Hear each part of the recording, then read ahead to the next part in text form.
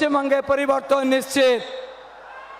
আমি কাটোয়া বিধানসভার প্রার্থী হিসাবে বলতে চাই, এই কাটোয়া বিধানসভার দীর্ঘদিনের যেসব কাজ বাকি আছে, যে তৃণমূলের যে অত্যাচার, যে কার্ড মানি, আপনারা জানেন যে কাটোয়ার কোনো যে উন্নয়ন যে বলে যে রাজ্যের যে সরকার মমতা ব্যানার্জি তিনি অনেক কথা বলেছিলেন যে আমি কাটোয়ার জন্যে তাপ বিদ্যুৎ করব, কাটোয়ার জন্য রেলের ব্রিজ করব, কাটোয়ার তথা নদীয়ার যে গঙ্গার ব্রিজ করব, কিন্তু কোনোটাই তিনি করেননি। তথা কাটোয়ার যুব সমাজ তারা যে বেকার, সেই বেকারের জ্বালায় তারা আজ পরিযায়ী শ্রমিক হয়ে অন্য রাজ্যে কাজ করতে যায়। তাদের যে কৃষি প্রধান এলাকা, সেই কৃষিরা তাদের ফসলের ন্যায্য দাম পায় না।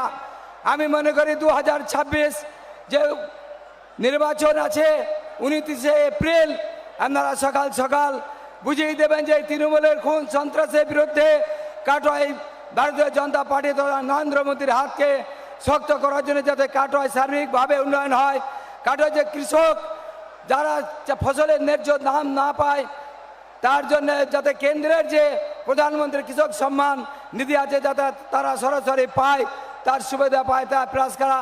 যারা যুবক যুবতী আছেন তাদের কর্মস্থানের ব্যবস্থা করবে ভারতীয় জনতা পার্টি। কাটোয়া রেল ব্রিজ থেকে গঙ্গার ব্রিজ, কাটোয়া নিকাশির ব্যবস্থা, সমস্ত কিছু ভারতীয় জনতা পার্টি নরেন্দ্র মোদী সরকার করবে। আমাদের রাজ্যের যিনি সভাপতি তিনি আছেন আমাদের সঙ্গে, তিনি সব সময় মানুষের কথা বলেন, আর ভারতবর্ষের প্রধানমন্ত্রী নরেন্দ্র মোদী বলেন।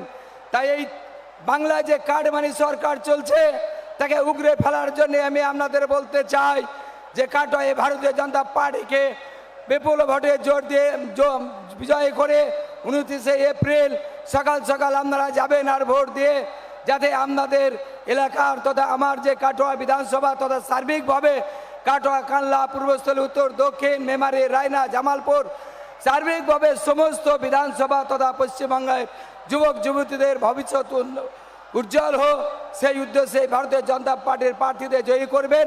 কারণ সমস্ত প্রার্থী ভারতীয় জনতা পার্টি আপনাদের কাজ করার জন্য, আপনাদের পাশে থাকার জন্য আছে। তথা ভারতবর্ষের প্রধানমন্ত্রী নরেন্দ্র মোদী যে স্কিল ইন্ডিয়া, স্টার্টার্স ইন্ডিয়া, তার মাধ্যমে আমরা যুবকদের প্রশিক্ষণ দিয়ে যাতে তাদের কর্মস্থানের ব্যবস্থা করতে পারি।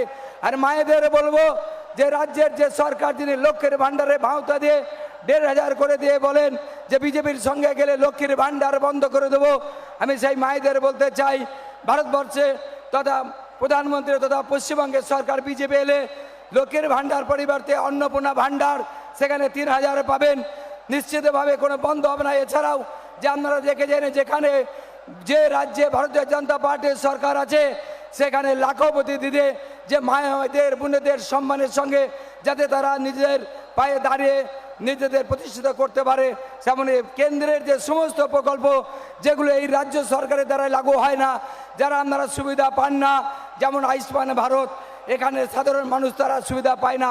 সেই আয়ুষ্মান ভারত ভারতীয় জনতা পার্টি পশ্চিমবঙ্গে ক্ষমতায় আসার পর প্রথম তার সুবিধা আপনারা পাবেন। তখন আর কাউকে কার্ডে বানিয়ে দিতে হবে না, আপনার পরিবারের চিকিৎসার জন্য কারো কাছে হাত পাততে হবে না। ভারতবর্ষের প্রধানমন্ত্রী তথা কেন্দ্র আর রাজ্যের যে সুবিধা আপনারা পাবেন। আমাদের প্রধানমন্ত্রী আসছেন, তিনার বক্তব্য আপনারা শুনবেন। আমি শুধু সমস্ত মানুষকে বলতে চাই, সমস্ত যুব সমাজকে বলতে চাই, একবার অন্তত ভারতীয় জনতা পার্টির প্রার্থীদের জয়ী করে তাদের 5 বছর সুযোগ দেবেন, তারপর আপনারা দেবেন না যদি কাজ না করে।